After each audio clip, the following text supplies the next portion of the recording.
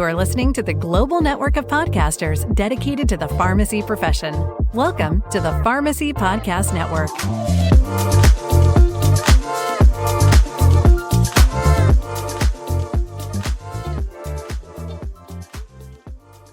Hello pharmacists, I'm Katrina Azer, a busy mom, pharmacist, board member, writer, podcaster and CEO of the Australasian Precision Medicine Academy, where I teach pharmacists and doctors how to bring pharmacogenomics to their practices. But you know what?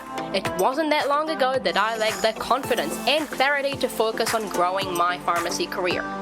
Fast forward a few years and many failed attempts, and you'll see the pharmacy career I have today. One that gives me more freedom and fulfillment than I ever thought possible. One that only existed in my daydreams. So I created the PharmXcel podcast to help give you, my dear pharmacist friends, simple and actionable insights to excel in your pharmacy career too. Insights that are not only clinically relevant, but that will grow your mindset and help you see past the four walls of the status quo of pharmacy practice. So if you're an ambitious pharmacist who's ready to excel in your pharmacy career, you're in the right place, friend. Let's get started.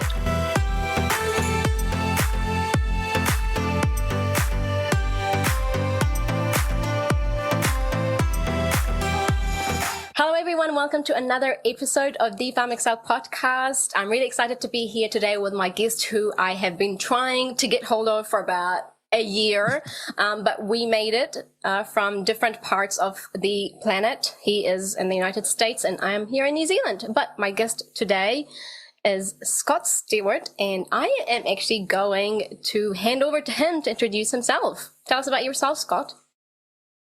Well, that is awesome that you're handing it over to me because I hate people introducing me. So thank you for that. And yes, we have been trying to get together for a year. And I did ask for forgiveness because I did have to cancel a couple of times. And I think you did forgive me, maybe. I don't know. But yes, my name is Scott. I am a pharmacist. I do long-term care pharmacy. And then on the side, I do motivational speaking, workshops, leadership training, all this other kinds of stuff. But I'm just Scott. I don't need to be defined by those things. So ask away. Well, you do have a role in PharmaCare USA. Can you give us a brief glimpse of what that is like? Sure. So I am the Vice President of Clinical Services. So I oversee nationwide our clinical team, which is comprised of consultant pharmacists, which do long-term care, clinical work, and so much more, consultant nurses, and just a hodgepodge of other types of roles like pharmacy technicians, hybrid pharmacists that do both consulting and staff pharmacy. So it's awesome. I honestly love this part of pharmacy because we actually can make a huge impact.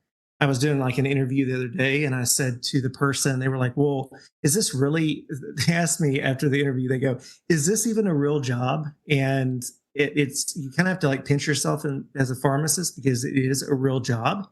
And I'm kind of jealous of my own team because they get to do it every single day. I get to manage and do things like that, which is also awesome. But like that's what I do at PharmCare. And so I am constantly working with them to give them all the knowledge so that they're doing really well out in the field. We work together as a team. We come up with education for our facilities that we service, all the things clinical that you can imagine. That's what I do. So that's PharmCare right there. That's PharmCare right there. What inspired you to specialize in long-term care? Like why long-term care? Well, or did it just happen by coincidence? Well, I think probably being in the right place at the right time was probably the start of it. I went to church with my CEO when I was in college, and I remember needing a job, right? Like we all have been there. And I had applied at all these different places. And I came up to him one time and I was like, hey, if you ever have an opening for me, I would love to work for you guys. Is that a possibility? Yes or no? And of course it was a no at the time. And I went a couple of months and then he called me up and he was like, hey, I've got a role for you. It's definitely not anything related to pharmacy. It's going to be like organizing stuff and doing, different type of that kind of work, which is painful to me because I don't like that kind of work. But I was like, hey, foot in the door, I'm going to do it. And I didn't know anything about long-term care. It's such a specialized niche or niche. And I remember liking it, but not realizing how much I liked it. And as I went through school, because I worked in long-term care all the way through college. So even before pharmacy school, I was in long-term care, working at delivering medication cards, doing all the things that we do in the long-term care space. And then I got into College of Pharmacy. And so I became an intern and I worked in the pharmacies and had the most amazing preceptor there that was like on me all the time and poking all my faults out. But I learned so much from her at the same time. She was awesome. And I honestly attribute a lot of who I am because of that experience. But I started to leave long-term care and I was going to go to retail. I didn't want to do hospital. But retail, I like talking to patients, all that kind of stuff. And before I could go to retail, my boss that I have now reached out to me and was like, you're not going to retail. You're going to work long-term care. We're not losing you. And the rest is kind of history. So I guess by chance would be the best way to. No, it's not by chance. I wouldn't say it's by chance. I'll tell you why, because this is exactly how when I left retail and I was exploring my next step. Right. It was during the pandemic.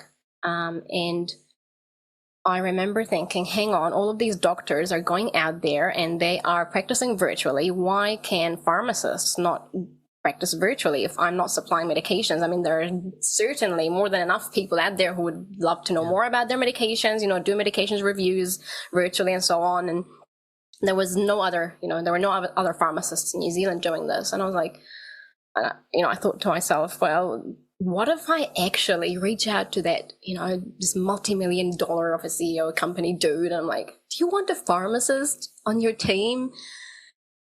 And I took the initiative just like you. I reached out. I took that first step. So I don't think it's chance. It's taking initiative. And a lot of times in our careers, we just wait for opportunity to turn up at our door saying, hi, I'm opportunity. Would you like to capture me now? This isn't how careers are made. They have to take initiative. So no, it's not chance. It's initiative.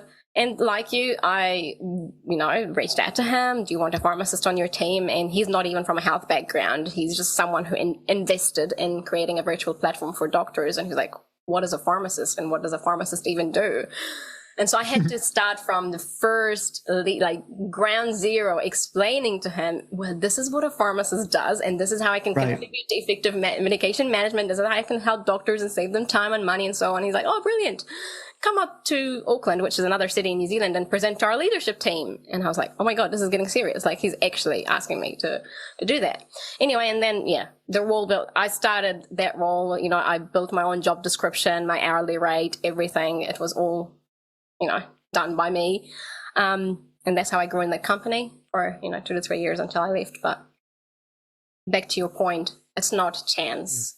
It's a lot of initiative. It's initiative. Yeah, absolutely. And and I was going to say, like, you and I share that quite a bit because we're just passionate people. We're driven. And so whenever I reached out, and then I do love long-term care. I love elderly patients. I think there's so much wisdom there. And I love interacting with them. They kind of turn more like kids again, right? When they get to that age. And, they're so wise with all that they've been through in life.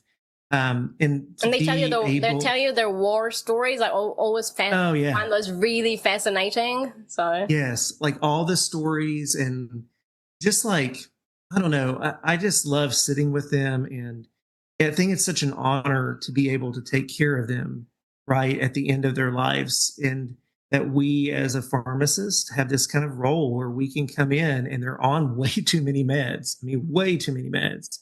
And we can kind of chip away at it and make them feel better in the remaining time that they have. I think that's such an incredibly awesome role, and we don't take it lightly, obviously. But Yeah. So, I mean, it did work out. I took initiative.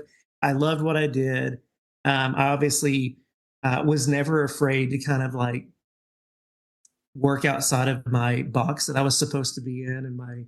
And my boss, even to this day, would say, like, don't confine Scott to one place.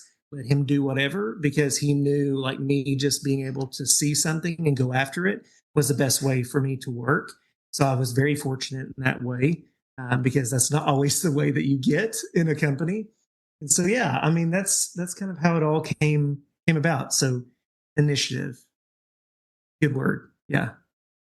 Tell me about one of your most memorable patient interactions, if you can remember one. Oh gosh, there's so many of them. Pick one. Well, I'll tell you, some of my favorite ones are, these are silly, but so these are some of my favorite patient interactions. I used to do something at our facilities. I used to round, and I go room to room, and I'll give you a really good like patient interaction. There's two instances. There's way more than that. Every time I would round, I would probably find 20 to 30 interventions of some sort that we could do and better their quality of life. There was one guy, I remember, that we were going to increase his pain medication, and nobody knew why, because he really didn't have chronic pain, or he really didn't have anything that would be causing that. And I did some rounding with him, and he said, "Hey, can I tell you something, like, man to man?" And I was like, "Sure." I sat down next to him, and he goes, "I fell down the other day." And so, of course, immediately I'm thinking, well, he fractured a hip, or he did something along those lines. And sure enough, we got him an x-ray, he fractured a hip. So we didn't increase the pain meds for long. We increased them a little bit to cover that time when he was healing. But again, like, you would see that nowadays, and sometimes they would just stay on the meds forever and ever. Amen. And that was one. There was a lot of times where, like, even just getting them, like, thinking about the holistic point of view of the person and their overall health and other things that may be causing it. There was one guy that was having headaches all the time, and I just was talking to him, and come to find out he just needed glasses. That was all that he needed. And so those kind of interactions I always loved. But some of my favorite ones are the sweet little old ladies. I used to go into facilities all the time. I don't as much anymore, but I would be going around the hallways, and there would always be these little ladies that would be following me around with their scooters, and or like their little walkers, and they'd have a basket, and they'd always make me smile when they'd be like, "I was trying to scoop you up and take you away with me." I always loved those sweet just interactions, and they were, I don't know. There are so many interactions. That's what like makes that pharmacy what it is, right? Yeah. Yeah. And it's not always just drugs, right? Like, it's like everybody thinks of pharmacy like we're just sitting there pushing pills or something, or dispensing meds all the time. And it's so much more than that. Like, you listen to the people, you think about their overall care, and sometimes you are the one that's taken that time, just good, bad, or indifferent, and you've heard them out, and you figure out, okay, well, it has nothing to do. Maybe you prevent adding meds, sure, but maybe you get rid of them just because it has nothing to do with the meds that they're on. Like, there's something else at play there. And I don't know. It's always fun, the detective work and kind of deprescribing stuff off. But yeah, so many little stories like that I've held on to. And I think you've actually touched on a very important point, in that I think the relationship patients have with pharmacists is quite different, or I feel as if it is quite different to what they have with their doctors. Like, a lot of the times I'd get patients telling me things, and I'm like, "Did you tell your doctor?" And they're like, "No." "And you're telling me?" Now I have to act on that information, because once you know something, you can't unknow it. And I think we're really privileged to be in a position where patients actually trust us to that degree, over and above some of their medical providers. And that's why the impact we can create, I think, is a lot more. Especially if we're taking that time to really be bringing that personal touch. And that's not always easy. I'm not going to sit here and pretend that every pharmacist that might listen to this has the time to do that, based on their setting. But I think if we can foster that, even just a moment of it, that interaction, it can be exactly what you described. Yeah, no, that's really important. Tell me, do you Do you deal with doctors at all in that setting? Like, do you have to communicate with doctors? And Oh yeah. Oh yeah. Yeah. We deal with doctors all the time. any It's tension? very much, oh yeah. I would Yeah. want you to describe that for me and how you deal with it. So I'll tell you personally, I used to consult several facilities, probably about 11, 12. Um, and you deal with just a myriad of different doctors, and it can vary based on the facility how many doctors are representing that patient population, right? And I have had all the letters from good things, like thank you for catching this, you are incredible, like thank you for doing what you do, all the way to being cussed out in written form on a letter that I sent to them. And a lot of that, I think, how I dealt with it was bridging that gap in communication, and the fact that they didn't know me face to face. They knew of me, and what they knew of me was that I gave them a lot of work. And so I couldn't fault them. Every time that I would get a letter like that, I would be like, I mean, I'd probably do the same thing, honestly. I mean, if somebody wrote me 45 letters that aren't love letters, I would probably look at them and be like, I don't have time for this, and seeing all the other patients in this building.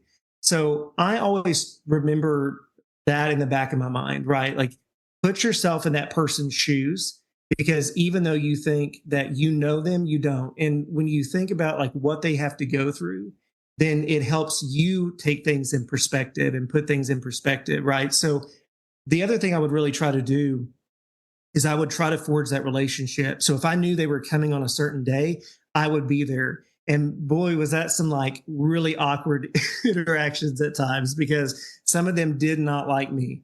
But by the time that we got through that conversation, we had a mutual respect. We may not like each other because that takes time, but like we had a mutual respect for one another. So I knew how to tailor the letters or tailor the communication to the doctor better after talking to them. And they knew that where my heart was and where I was coming from.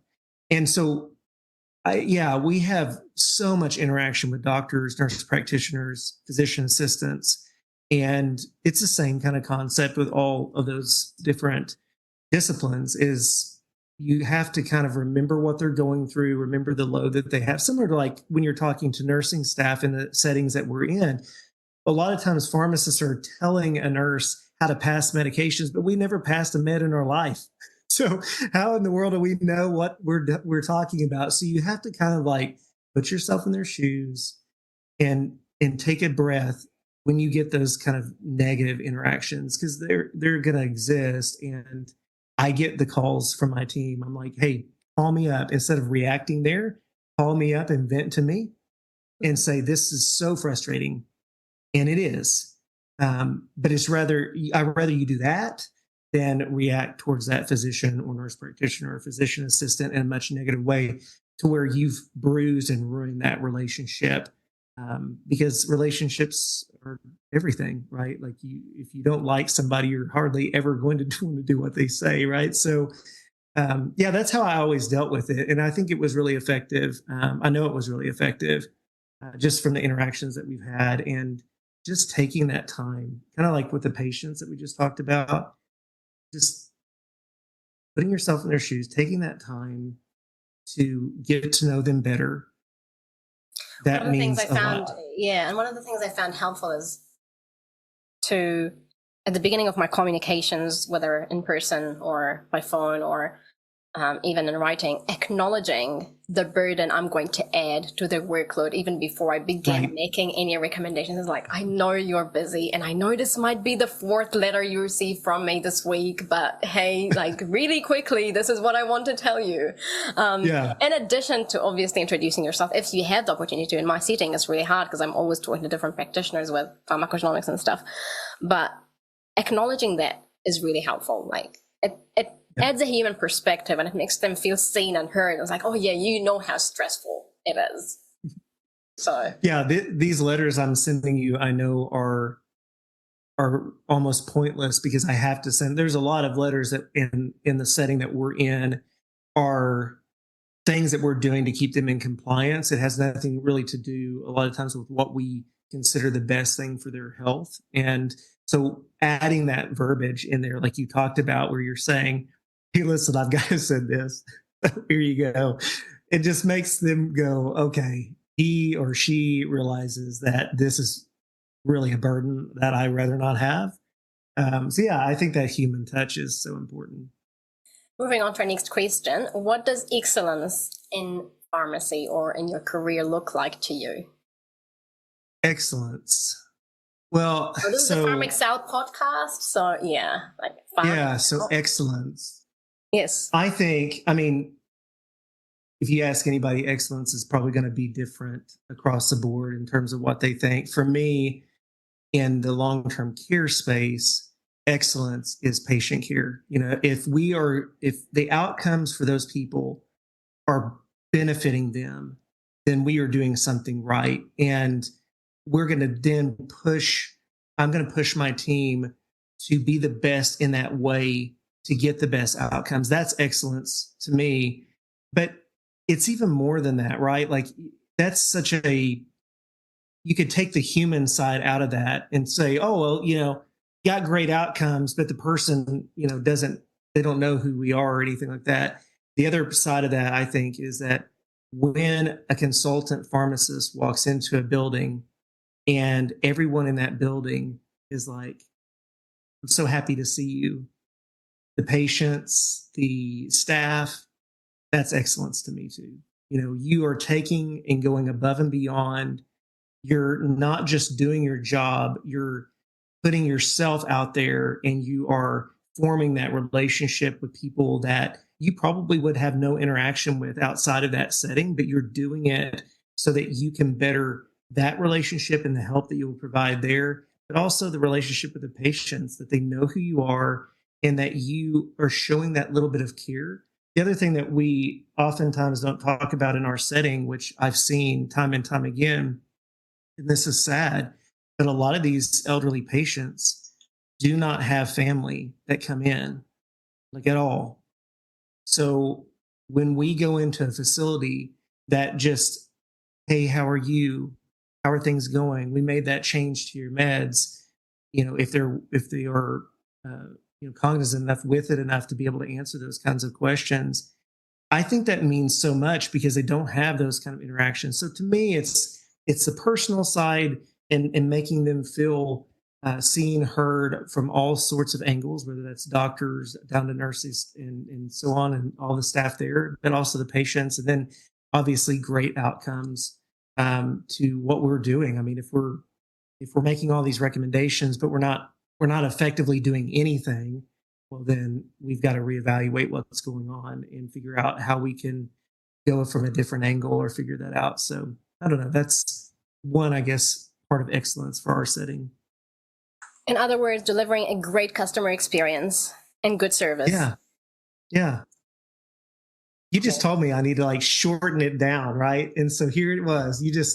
No, it's just I remembered Martin Luther King's quote, which is, not everybody can be famous, but everybody can be great, because greatness is determined by service. And so what you talked about there is how to deliver exceptional service that goes above and beyond their medication needs, their health needs, just seeing the person behind it and addressing that, knowing how to deal with their challenges, with what they're going through. So, and that's what good service is. And it's service with purpose and meaning, recognizing the human behind the medications. Yeah. I tell my team this, and I think this is important for really anybody that's in healthcare, is we got into this, care is in the name, right? We want to help people. And I always want my team to look at that person as if it was their grandparent in front of them.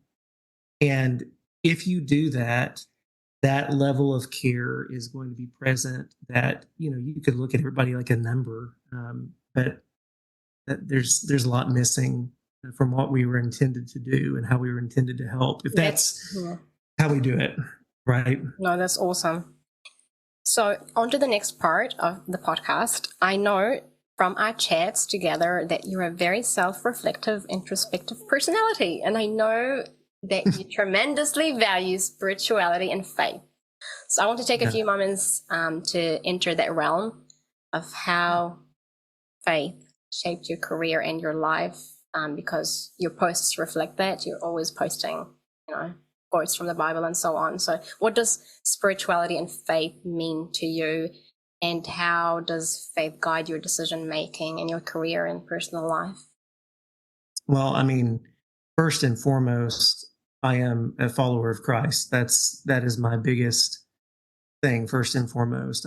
Before I'm a pharmacist, before I'm a husband, a dad, a friend, whatever the case is, that is my identity. So I think when you feel that way, right, it's going to shape everything that you do. I mean, in our line of work, that shines through way more than just making it through a bunch of patients on a list, right? It's about the fact that, like we were talking about, there is a care in taking care of your neighbors. To me, that has to be what is driving my thoughts. And I'm human. Like, there's times where I fell in that way, and I self-reflect and I go, "Oh, I should have done this different." But to me, that's first and foremost who I am, and that's what my identity is.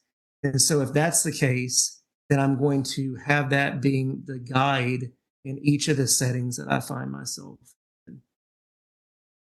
Are there times when you struggled in your career and it was your faith that kept you going? Yeah, absolutely. Career, life in general. I think there is something just incredible about the fact that when you may feel like you're at your lowest, there is this hope that you're clinging to, that is far more important than any job, far more important than anything in life. And it helps to put things in perspective, but it also helps to have that comfort. There's been so many times that I have not known what to do, but just fall on my knees and pray about whatever was going on. And I don't know what people do that don't have faith in their lives, but yeah. I think spirituality is important. So even if you don't necessarily, like you and I, believe in Christ, but I think just having faith in something bigger than you can really sustain you in those moments when you feel like everything is just coming to a halt and life is just falling apart and you just can't keep going anymore. And I can certainly relate, because I've had a lot of those moments in my career. And I wouldn't be here with, navigating all the hardships I've been through and where I got to with that faith beyond what I can see. Because that is what faith is and believing in something that you can't see physically, but it's there. So whether it's God, whether it's, Allah, whatever it is, having faith and being spiritual, I think, is huge in shaping your career and probably mine. And, I'm sure a lot of the listeners will probably relate to this as well. Hopefully they will. Yeah. But yeah. Yeah, I think you and I were talking about this before we even got on here, that people don't always see this side of us, right? They see the work that we're doing in pharmacy, or they see, pharmacogenomic testing, or whatever the case is. But behind that is a human being. We are people that have struggles, and we have down times, and we have times where we're crying. We have times when we're depressed, all these kinds of things that we go through. And yeah, I think that when you cling to something like spirituality like that, if you don't, what's going to end up happening in my mind, and this is not to like shame anybody or anything like that, but what's going to end up happening is that you're tying up your identity into something. So whenever you are tying your identity into a job, then when that job falters, your whole world falls apart. And I think that for you and me, we were talking about this before we got on here, our lives haven't been perfect, and there's been ups and downs, but yet that has been the constant through all of that. And I think that's why why it's helped me so much is to have that kind of constant grace and mercy and somebody to just pour my heart out to when I was going through and am going through difficult times. And so, yeah, I think for me, I'm right there with you on that. And I think that, yeah, if you don't, it's going to be tied up in something else or someone else. And if it's tied up in something or someone, that's always going to be prone for disaster for your life. So, yeah, and just loss of identity and disappointment. Absolutely agree with you. yeah.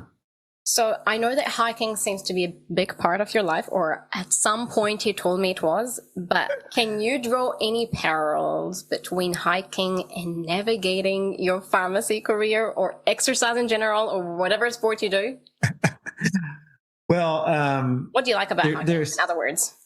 Why? So hiking, well, there's a couple of reasons why. Some of it has to do with what we've just talked about, which is spirituality. Mm-hmm. When I'm out in nature, specifically for me, it's mountains. I don't know why, but in the mountains, I see what God has done, and that's incredible to me. And it just puts things in perspective. From like a career perspective, I think, I mean, sure, if you're hiking a log and you see a fork in the path and there's no signs as to which way to go, there are many times when you're like, I have no idea what to do here. And sometimes you just have to take that leap of faith and do whatever it is that you think is right. Sometimes it's not going to be right and you're going to fail miserably and you're going to realize that you just had to backtrack another 10 miles or something that you didn't intend to hike and do. But there's going to be many times where you take that and you go, wait a second, this is the right way. This is what I was meant to do on this path. And I think that's really it. There's all so many other parallels you could draw, like being on the right path, like keeping yourself centered in a lot of ways. Like a lot of times I think we find ourselves somewhere out in the brush around the path and not really back on the path where we need to be.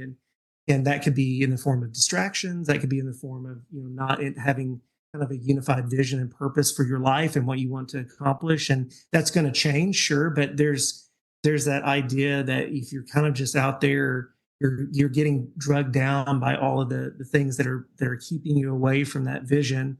So yeah, I mean, there's so many parallels, but hiking to me, it's also a time where I really try to unplug, from phone and computer and there's just something to that, right? Like there's just something to stopping all the notifications and to just breathe in the air that's around you and look at everything that's around you and not have your eyes down at a phone, but looking at the clouds and the sun, the trees and everything that's there and the beautiful like surroundings.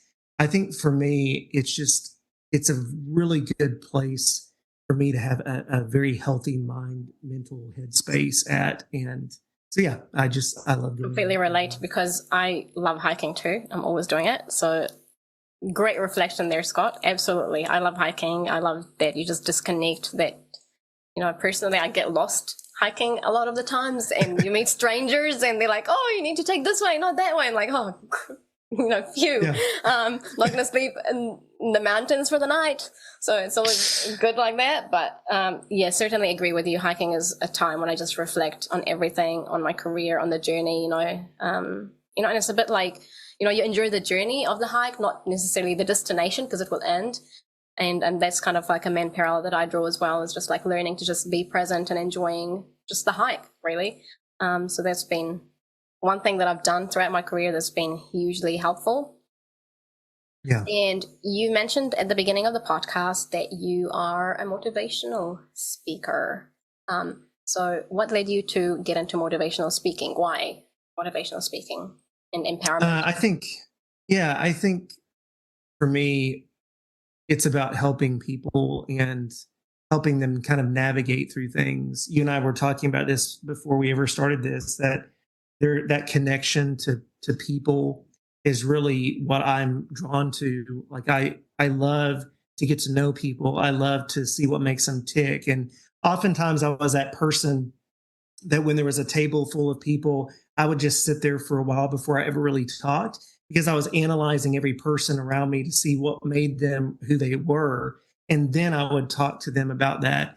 And I think sometimes it's just, I know for myself, I have been in a motivational speech or in a workshop or in some type of setting that it really did help me.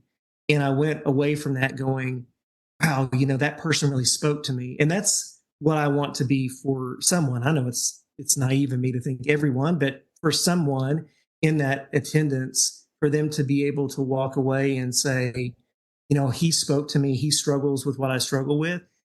I'm very much an authentic and genuine, honest person. So whenever I'm doing talks and stuff, it's not the motivational speech that, life is a bunch of rainbows and unicorns. It's the motivational speech that you're going to have hard times. Here's how you can navigate some of that.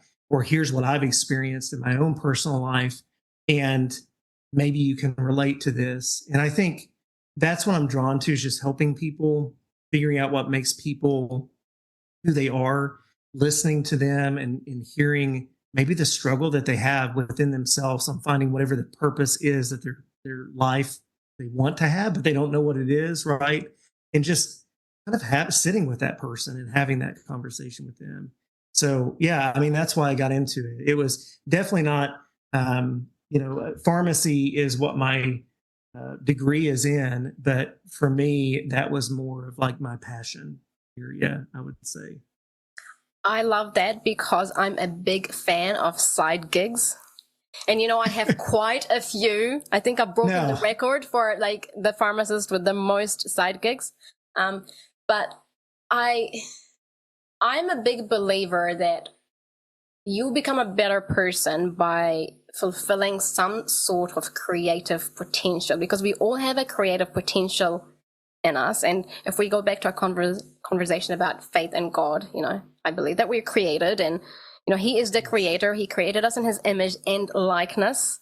And when I say likeness, I say he bestowed us with that creative potential too.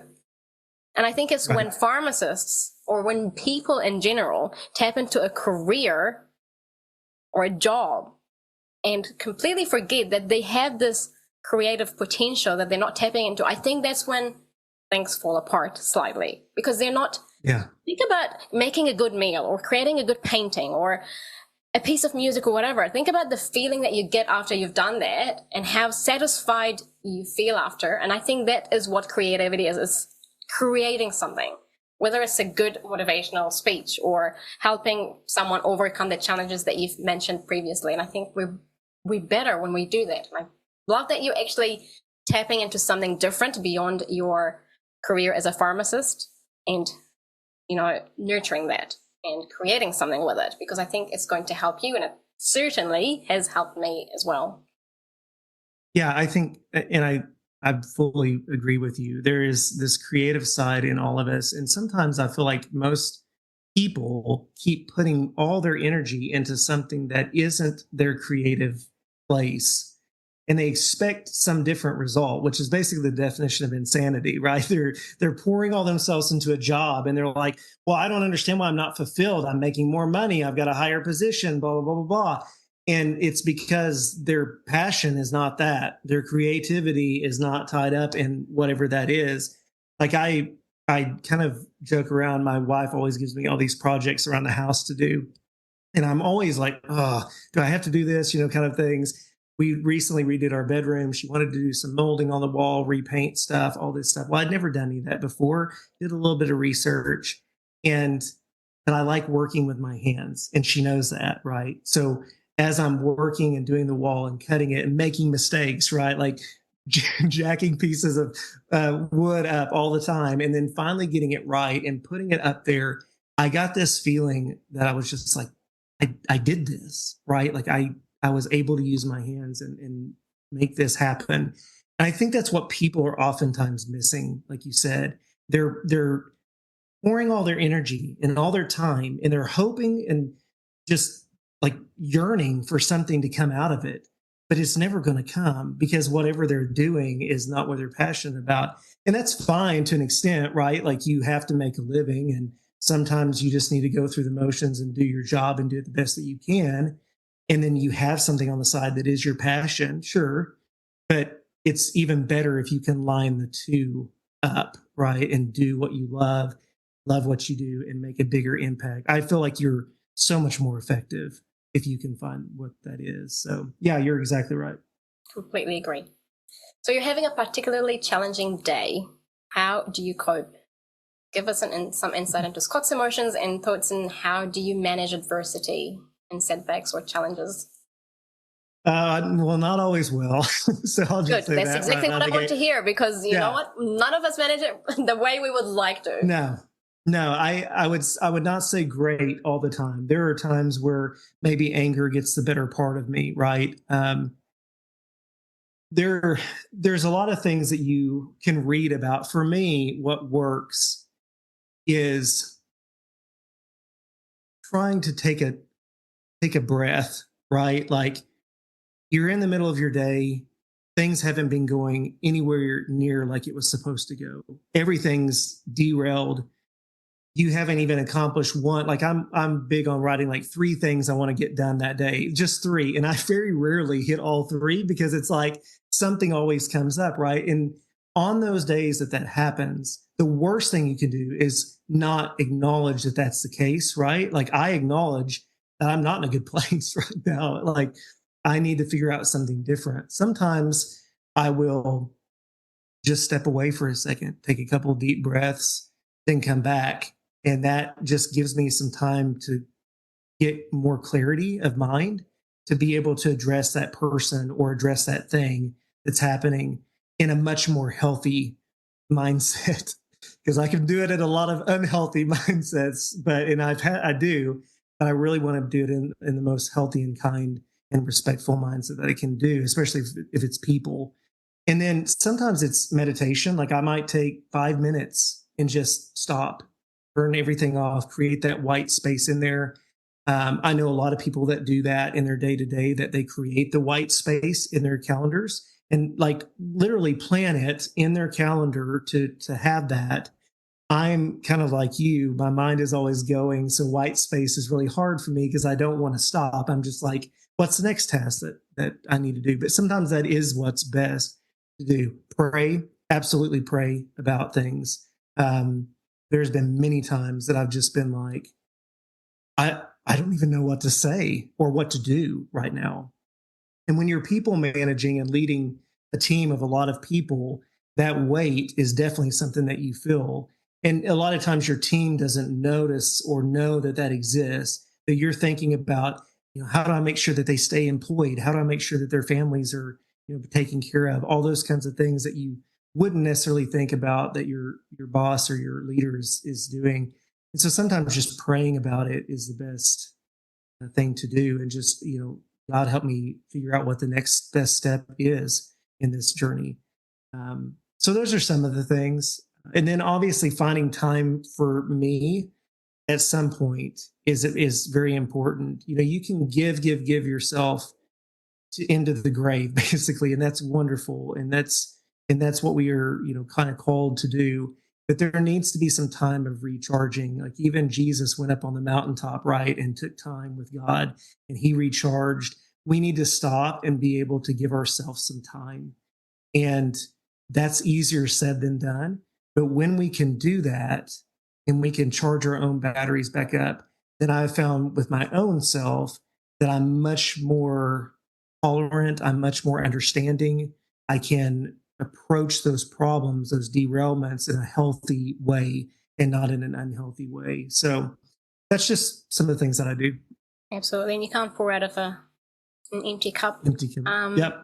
Especially if you have family and people who rely on you. I think a lot of the times we think, I just can't have me time because I have to take care of this other person or give to this other person. But I think what we don't realize is you're actually going to become a by far worse person if you don't give yourself that me time. So taking the 5 to 10 minutes, shutting your door and just telling everybody, hey, I'm just having my time. I'm going for a walk. I'm listening to music, whatever. I mean, sometimes I know this sounds really cruel as a mom, I've had to actually put like just listen to music, shut the kids out, and just take the 10 minutes to just listen to something else. And they can be talking to me, but they know that I'm not listening because I'm taking the time to recharge, so that I can then go back to them and fulfill their needs. And I can completely relate to the guilt of doing that. But you also have to consider the other option of not doing it, which is a worse consequence.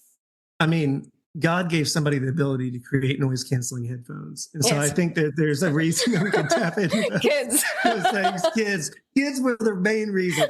Most people think of like a plane, like a flight, No, I believe it was kids is the real reason behind it. So. Never mind. That's funny. Okay, now we get to the most exciting part of this podcast, which is the RX Rapid Fire segment. I'm going to ask you a series of rapid fire questions, and you're going to do your best to answer them as quickly as you can. Okay. Starting with number 1. What's one medication name you always struggle to pronounce? Metoprolol. Oh, that's a funny one. I thought it would be like clopidogrel or something like that. I typically like metoprolol is what I always, but I think it's, and I could be saying it wrong still. I have no idea. I think it's metoprolol. So anyways, okay. Next. Awesome. Most underrated skill a pharmacist should have? Most underrated skill? Yes. Or overrated, however you want to overrated skill? Let's put it overrated. Most overrated. Oh, like, I don't know, that they're only a pharmacist. I don't know. That's true. That there's more to there's more to them than that. There's more to pharmacists. They're more than drugs. Like they're more than there's just more to pharmacists than drugs, I guess. Yeah. If you could invent a new dosage form, what would it be? This is a tough one. Okay. I mean, I'm trying to think. I mean, wouldn't we all like something that just like we could just like hold towards our skin and it would absorb and we wouldn't have to do any like taking any meds, like some type of like teleportation into your body. That's true. That would be incredible. Yeah. No touching needed, right? No insulin, stringent, nothing. Okay.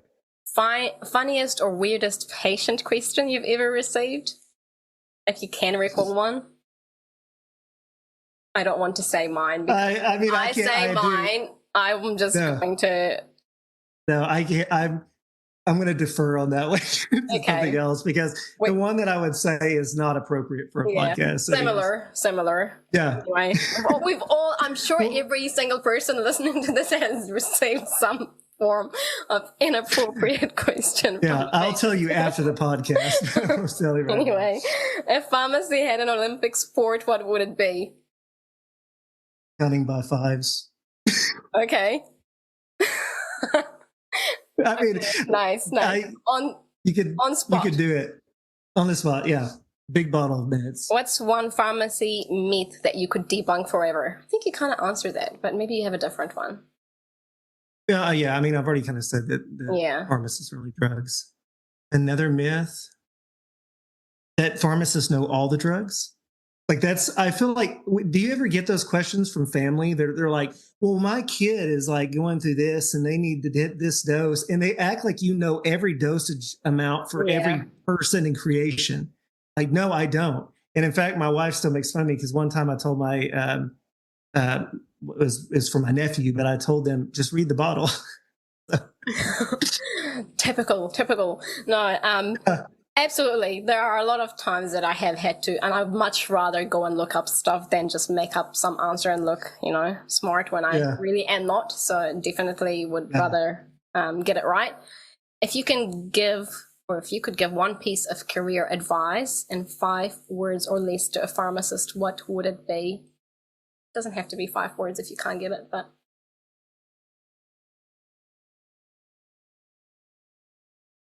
Find what you're passionate about. Yay. Cool.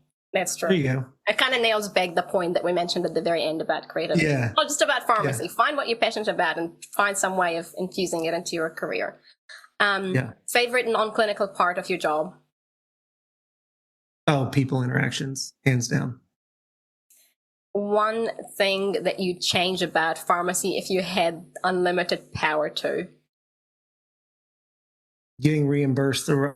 I knew that you were going to say that. In fact, if you didn't, you would have been in a lot of trouble by everybody listening to the podcast. I know. I was like, there'd be the podcast. I deliberately put that in. Yeah. If you could instantly master any skill, what would it be? Playing the piano. I really want to play the piano. But yeah. I played the trumpet in school, but my dad was a trumpet player, but I would love to play the piano. It's never too late. I know. If you weren't a pharmacist or a career in pharmacy, what career would you have chosen? Oh, I'd have probably gone into education, hands down. Just teaching. I don't know what I would have taught, but I would have probably gone into education. Cool. And what's one thing, final question, what's one thing that people would be surprised to know about you? Okay, maybe not. Yeah. I mean, there's probably a lot of things. I'm a video gamer, so I still play video games, even though I'm pretty much 40 years old. Still love them. That's one thing. I drink way too much Dr. Pepper. That's another thing. Noticed. Yeah, it's on the podcast. It made it, even though you don't have it, and it's a shame you don't. Yeah, those are two things. Those are two easy things. Awesome. Scott Stewart, I've enjoyed talking to you on this podcast. I hope our listeners have found some takeaways, important takeaways about faith, finding a career and passion and purpose, and just having patient interactions. And thank you for your time today. And I really enjoyed this podcast. Yeah, thank you for having me. It was a lot of fun. All right. See you later.